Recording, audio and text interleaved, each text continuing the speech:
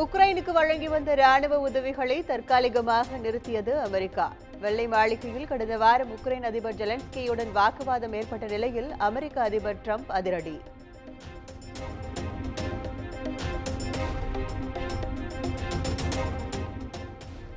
இலங்கை கடற்படையால் பறிமுதல் செய்யப்பட்ட விசைப்படகு உரிமையாளர்களுக்கு வழங்கப்படும் நிவாரணத் தொகை உயர்வு 6 லட்சத்திலிருந்து 8 லட்சம் ரூபாயாக உயர்த்தி முதலமைச்சர் மு.க.ஸ்டாலின் உத்தரவு.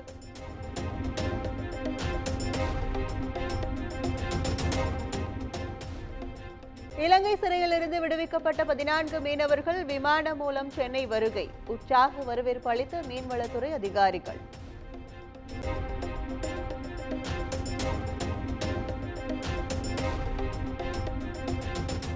தமிழக மீனவர்கள் மீதான கைது நடவடிக்கையை கண்டித்து 4வது நாளாக ராமேஸ்வரம் மீனவர்கள் போராட்டம்.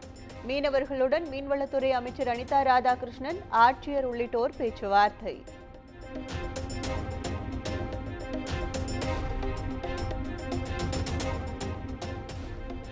இலங்கை கடற்படையால் கைது செய்யப்படும் மீனவர்கள் இந்திய மீனவர்கள் அல்ல, தமிழக மீனவர்களே என்ற அலட்சியத்துடன் மத்திய அரசு செயல்படுகிறது. மீன்வளத்துறை அமைச்சர் அனிதா ராதாகிருஷ்ணன் குற்றச்சாட்டு.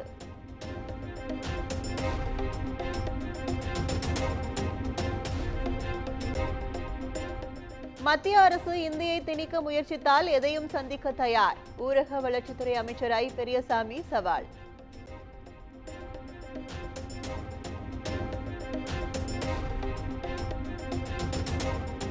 தொகுதி வரையறையில் பாஜக பொய் சொல்வதாக திமுக அமைப்பு செயலாளர் ஆர்.எஸ். பாரதி குற்றச்சாட்டு. அனைத்து கட்சிகளும் ஒன்றுபட்டால்தான் தமிழ்நாட்டை காப்பாற்ற முடியும் எனவும் வேண்டுகோள்.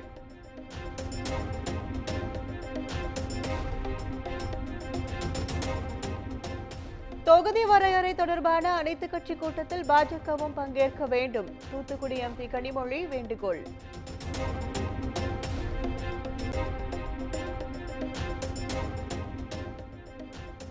தமிழ் மற்றும் தமிழர் உரிமை குறித்து பேச முதலமைச்சருக்கு என்ன தகுதி இருக்கிறது? நாம் தமிழர் கட்சி ஒருங்கிணைப்பாளர் சீமான் கேள்வி.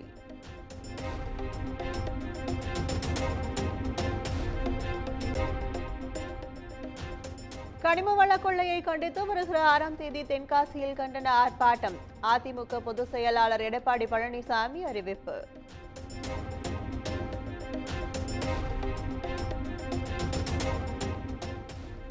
இரண்டாயிரத்து 14 55.87 லட்சம் கோடியாக இருந்த நாட்டின் கடன் தற்போது 181.74 லட்சம் கோடியாக இருக்கும் நிலையில் பாஜக வாங்கிய கமிஷன் எவ்வளவு? அண்ணாமலைக்கு அமைச்சர் தங்கம் தென்னரசு பதிலடி.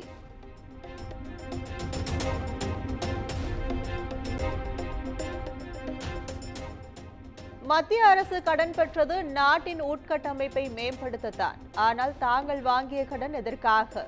தங்கம் தென்னரசுவுக்கு அண்ணாமலை கேள்வி.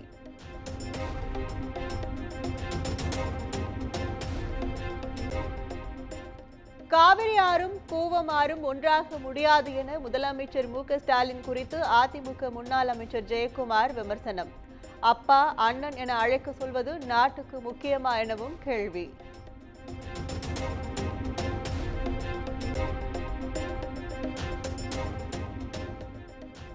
தமிழக அரசியல் வரலாற்றில் துரோகம் என்ற சொல்லுக்கு உவமை எடப்பாடி பழனிசாமி. ஆண்டிப்பட்டியில் நடைபெற்ற செயல் வீரர்கள் கூட்டத்தில் அமமுக பொதுச் செயலாளர் டிடிவி தினகரன் தாக்கு.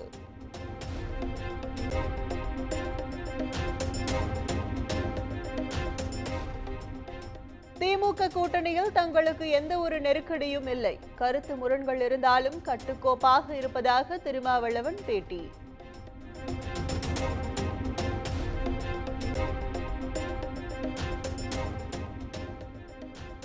தமிழக வெற்றிக் கழகம் சார்பில் சென்னை ராயப்பேட்டையில் வரும் 7ஆம் தேதி இப்தார் நிகழ்ச்சி. தவிக தலைவர் விஜய் பங்கேற்பார் என அறிவிப்பு.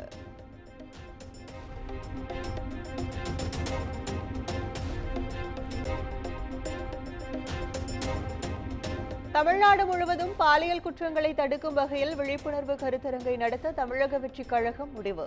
தவிக மகளிர் அணி சார்பில் வரும் 8ஆம் தேதி மாணவர்களிடையே விழிப்புணர்வு ஏற்படுத்த திட்டம்.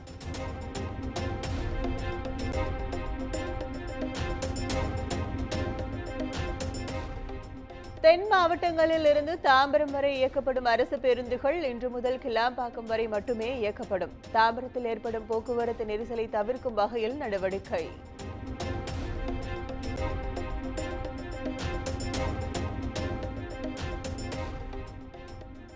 சேலம் மாவட்டம் தலைவாசலில் கலப்பட டீசல் காரணமாக கார் இன்ஜின் பழுதான விவகாரம். செலவு தொகை 8 லட்சம் ரூபாயை கார் உரிமையாளருக்கு வழங்க பெட்ரோல் பங்கிற்கு சென்னை நுகர்வோர் நீதிமன்றம் அதிரடி உத்தரவு.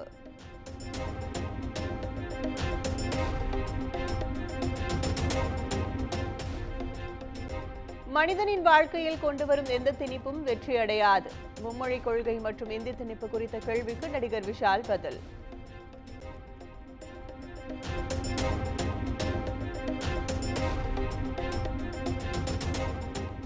திருவள்ளூரில் தீக்குளித்து தற்கொலைக்கு முயன்ற 12ஆம் வகுப்பு மாணவி சிகிச்சை பலனின்றி உயிரிழப்பு. வழக்கு பதிவு செய்து போலீசார் தீவிர விசாரணை.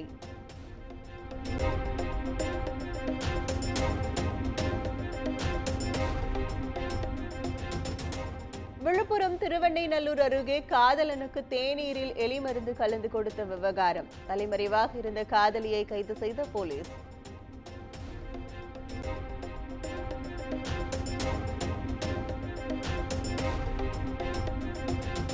ஜெயங்கொண்டம் அருகே தனியார் நிதி நிறுவன ஊழியர் எரித்து கொலை செய்யப்பட்ட வழக்கில் கணவன் மனைவி கைது. தலைமறைவாக உள்ள சிறுவன் உட்பட 2 பேரை தேடும் பணி தீவிரம்.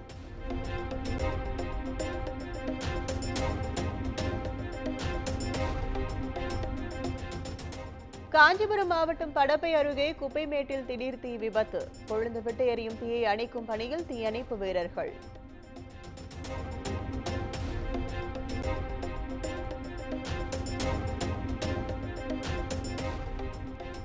காஞ்சிபுரம் உத்திரமேரூரில் உள்ள சுந்தர வரதராஜ பெருமாள் கோயிலில் தொடங்கிய தெப்பத் திருவிழா.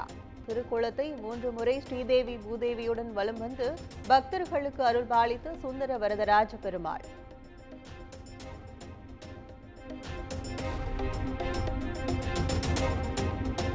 புதுக்கோட்டை மாவட்டம் மழையூரில் உள்ள முத்துமாரியம்மன் கோயிலில் மாசி மகத்தை முன்னிட்டு நடைபெற்ற திருவிழா. 1000க்கும் மேற்பட்ட பக்தர்கள் பூக்குழி இறங்கி நேர்த்திக்கடன்.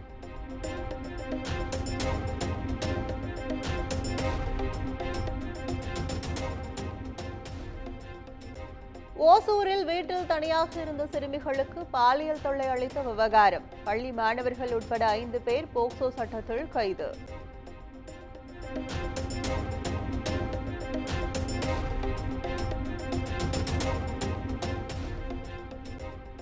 மத்திய அமைச்சர் ரக்ஷா கட்சேவின் மகளுக்கு பாலியல் தொல்லை அளித்த சம்பவம். 3 சிறுவர்கள் உட்பட 4 பேரை கைது செய்து மகாராஷ்டிரா போலீசார் நடவடிக்கை.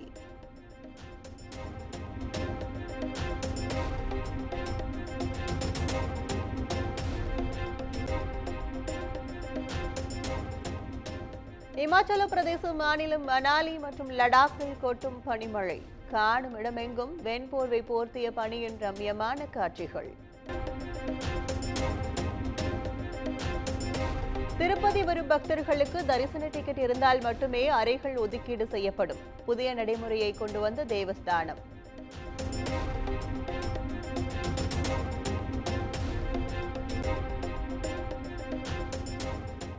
ஜெர்மனியில் கார்னிவல் நிகழ்ச்சியின் போது கூட்டத்திற்குள் புகுந்த கார். 2 உயிரிழந்த நிலையில் படுகாயம் அடைந்த பலர் சிகிச்சைக்காக மருத்துவமனையில் அனுமதி.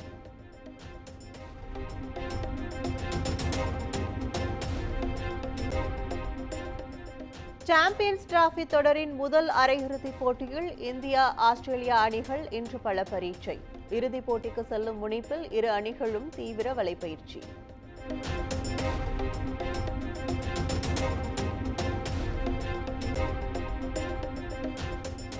மகளிர் பிரீமியர் லீக் கிரிக்கெட் விறுவிறு. ஊபி வாரியர்ஸ் அணியை 81 ரன்கள் வித்தியாசத்தில் வீழ்த்தி குஜராத் அணி அபார வெற்றி.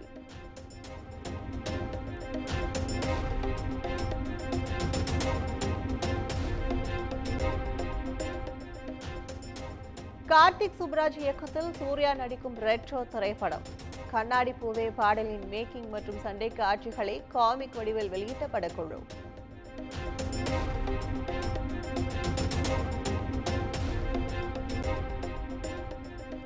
அருண்குமார் இயக்கத்தில் விக்ரம் நடிக்கும் வீரதீர சூரன் பாகம் 2 இடம்பெற்றுள்ள ஆத்தி அடி ஆத்தி பாடல் நாளை வெளியாகும் என படக்குழு அறிவிப்பு.